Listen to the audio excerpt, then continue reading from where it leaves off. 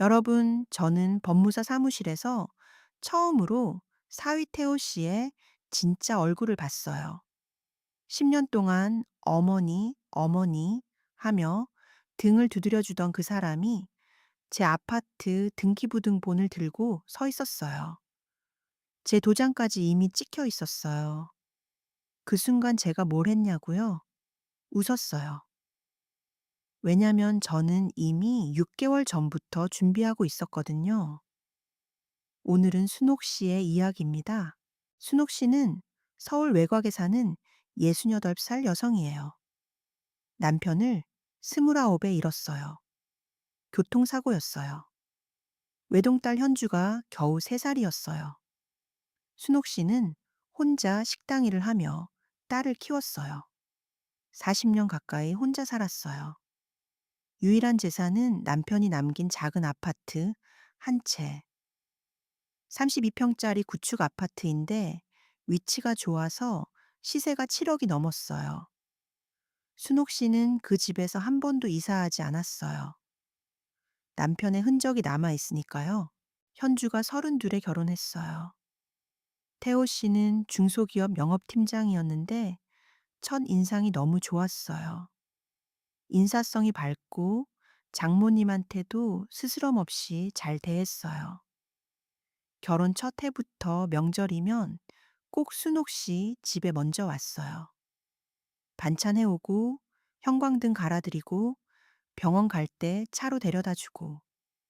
순옥 씨는 아들이 없어서 늘 서운했는데 태호 씨가 그 자리를 채워줬어요. 우리 사위가 진짜 아들이야. 동네 어디서든 이 말을 달고 다녔어요.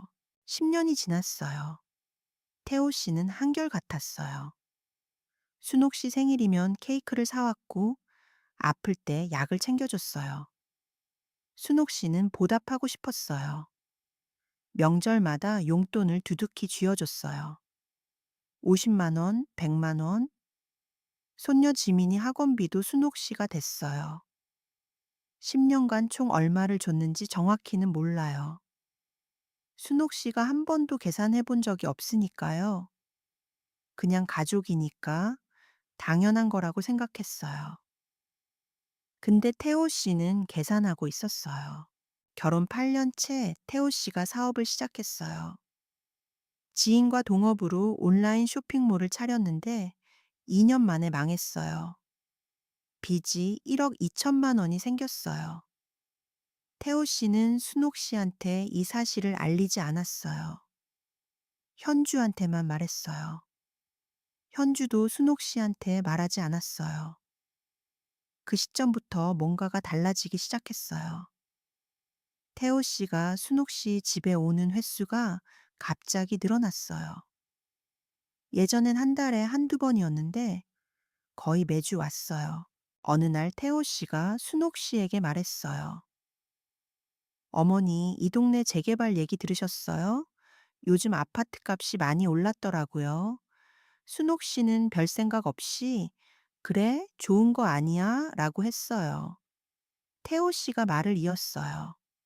근데 어머니 혼자 사시기엔 32평이 좀 크지 않으세요? 작은 데로 옮기시고 차액을 노후 자금으로 쓰시면 어떨까요? 순옥 씨는 그 말에 살짝 놀랐지만 사위가 자기를 걱정해서 하는 말이라고 생각했어요. 그때는요, 절친 복순 씨에게 그 이야기를 했더니 복순 씨 얼굴이 굳었어요. 순호가 사위가 갑자기 집 얘기를 왜 꺼내? 혹시 돈 문제 있는 거 아니야? 순옥 씨가 손사래를 쳤어요. 아이고, 우리 사위가 무슨, 나 걱정해서 그런 거야. 복순 씨가 말했어요. 내가 네 걱정돼서 그러는 거야. 주변에서 사위한테 집 넘기고 요양원 간 사람 한둘이 아니야. 순옥 씨는 웃어 넘겼어요. 그런데 복순 씨의 말이 머릿속에서 떠나지 않았어요. 그로부터 일주일 뒤 현주가 전화를 했어요. 엄마 태호가 말한 것처럼 집 좀 줄이는 게 어때? 엄마 혼자 관리하기도 힘들잖아. 순옥 씨는 가슴이 철렁했어요. 사위가 먼저 말하고 이제 딸이 같은 말을 하는 거였어요. 현주야, 이 집은 아빠가 남긴 집이야. 엄마가 여기서 갈 데가 어디야. 현주가 말했어요. 그래도 엄마 노후가 더 중요하잖아. 작은 데로 옮기면 몇 억은 남는데. 그 말을 끊는 순간 순옥 씨는 직감했어요. 이건 사위 혼자의 생각이 아니구나. 순옥 씨가 복순 씨에게 전화했어요. 너 말이 맞을 수도 있겠다. 복순 씨가 아들이 법무사여서 조심스럽게 부탁했어요. 혹시 내 아파트 등기부등본 좀 떼어줄 수 있어? 며칠 뒤 등기부등본이 왔어요. 순옥 씨가 보는데 뭔가 이상했어요. 근저당이 설정돼 있었어요. 3천만 원. 순옥 씨가 은행에 갈 일이 없었는데 언제 이게 잡힌 거예요? 복순 씨 아들이 확인해 줬어요. 어머니, 이거 6개월 전에 설정됐어요. 채무자 이름은 순옥 씨 본인 명의예요. 순옥 씨는 절대 은행에 간 적이 없었어요. 그렇다면 누군가 순옥 씨 도장과 신분증을 가지고 대리로 처리한 거였어요. 순옥 씨가 서랍을 열었어요. 도장이 있었어요. 분명히 여기 있는데 그런데 문득 기억이 났어요. 6개월 전 태호 씨가 혼자 집에 와서 보일러를 고쳐준 날이 있었어요. 순옥 씨가 마트에 다녀온 사이 태호 씨가 30분 정도 혼자 있었어요. 여러분이라면 이 상황에서 어떻게 하셨을 것 같아요? 순옥 씨는 그날부터 아무에게도 말하지 않고 혼자 준비를 시작했어요. 순옥 씨는 복순 씨 아들 법무사를 통해 모든 걸 확인했어요. 태호 씨가 순옥 씨 명의로 3천만 원 근저당을 설정한 것뿐 아니라 추가 담보 대출 서류까지 준비하고 있었어요. 5억짜리요? 아파트 시세 7억에 70%. 그 대출이 실행되면 순옥 씨 아파트는 사실상 태호 씨 빚을 갚는 도구가 되는 거였어요. 법무사가 말했어요. 어머니, 지금 바로 대응하셔야 합니다. 순옥 씨가 고개를 끄덕였어요. 대응은 하는데 지금은 아니야. 좀 더 확실하게 해야 해. 결정적 증거가 나왔어요. 법무사가 근저당 설정 당시 서류를 추적했는데 대리인 위임장에 적힌 서명이 현주의 필체였어요. 딸이 함께한 거였어요. 순옥 씨 도장을 가져간 것도, 신분증 사본을 만든 것도, 은행에 서류를 넣은 것도 현주가 같이 했어요. 순옥 씨는 그 서류를 보면서 아무 말도 못했어요. 눈물도 안 나왔어요. 40년 혼자 키운 딸이 남편 빚을 갚으려고 엄마 집을 담보로 넣었어요. 한참 뒤에 겨우 한마디를 했어요. 현주가 진짜 그랬어? 그날 밤 순옥 씨는 남편 영정 사진 앞에 앉았어요. 여보, 우리 현주가 이렇게 됐어. 내가 잘못 키운 거야? 아무 대답이 없었어요. 당연하지만요. 순옥 씨는 새벽까지 혼자 생각했어요. 딸을 고소할 수는 없었어요. 그래도 딸이니까. 하지만 이대로 당하고 있을 수도 없었어요.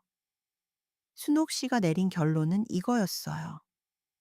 집을 지키되 딸과의 관계도 끊지 않는 방법. 복순 씨 아들 법무사가 그 방법을 알려줬어요. 순옥 씨가 한 일은 세 가지였어요. 첫째, 근저당 3천만 원을 본인이 직접 상환했어요.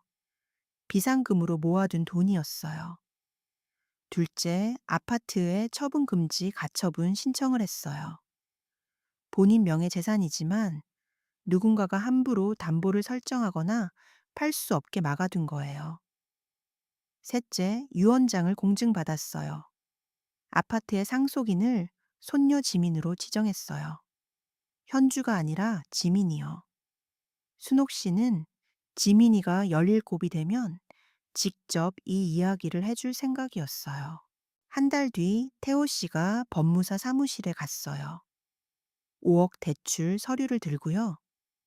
그런데 등기부등본을 떼보니 근저당이 말소돼 있었어요. 그리고 처분 금지 가처분까지 걸려 있었어요. 태호 씨가 당황해서 현주에게 전화했어요. 어머니가 뭔가 한 것 같아. 현주가 순옥 씨에게 전화했어요. 엄마, 아파트에 뭔가 변경된 거 있어? 순옥 씨는 짧게 대답했어요. 응, 있어. 그리고 전화를 끊었어요. 다음 날 현주와 태호 씨가 순옥 씨 집으로 왔어요. 태호 씨가 아무렇지 않은 척 말했어요. 어머니, 아파트에 뭔가 조치를 하셨다던데 무슨 일이세요? 순옥 씨가 테이블에 서류를 올렸어요. 근저당 설정 서류, 대리인 위임장 사본, 현주의 필적 감정 결과서.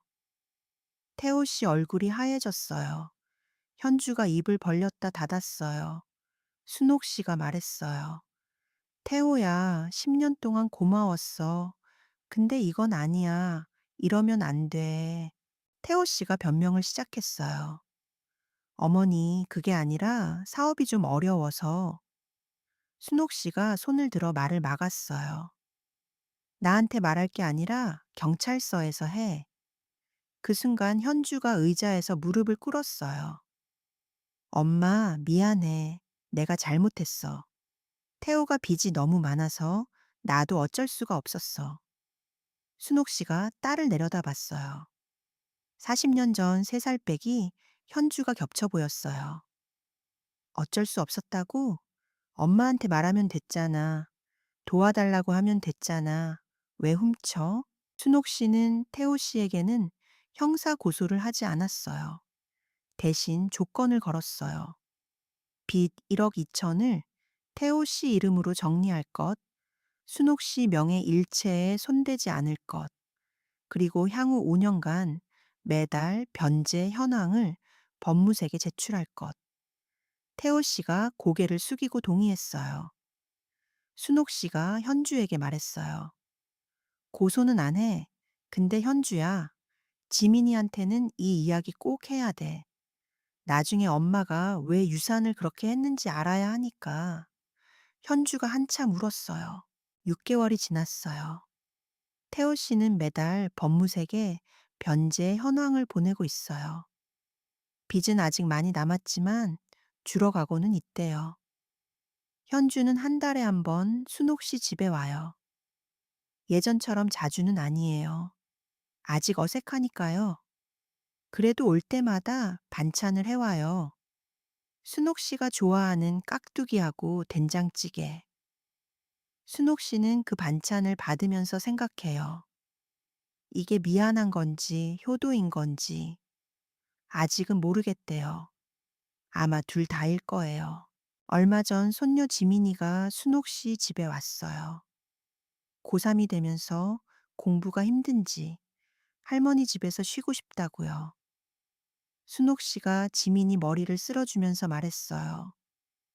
지민아, 할머니가 이 집에서 안 나가는 이유 알아? 지민이가 고개를 저었어요. 여기가 할아버지가 마지막으로 살던 곳이거든.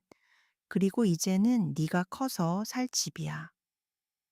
지민이는 무슨 뜻인지 아직 잘 몰라요. 나중에 알게 되겠죠. 할머니가 이 집을 지키기 위해 뭘 했는지. 오늘 순옥 씨 이야기 어떠셨나요? 가장 믿었던 사위에게 배신당하고 딸마저 공모했다는 사실을 알게 된 순간 순옥 씨는 무너지지 않았어요. 조용히 준비하고 단호하게 맞섰어요. 가족이라는 이름 뒤에 숨은 욕심을 눈치채셨을 때 여러분이라면 어떻게 하셨을 것 같아요? 댓글로 이야기 나눠주세요.